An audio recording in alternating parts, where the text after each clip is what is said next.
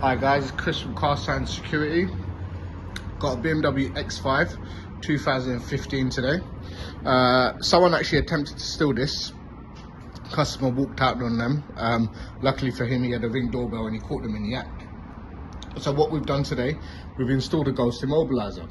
So on this BMW X5 F Series, the way it works is obviously you get into the vehicle, put your foot on the brake, try to start it, nothing.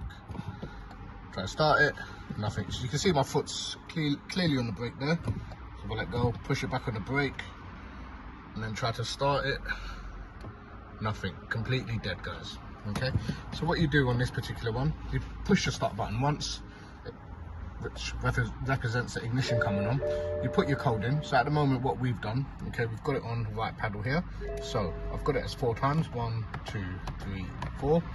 And then on the dashboard, you get 2 flashes to say the code has been accepted. And you start the car from there. Alright, everything then works as normal.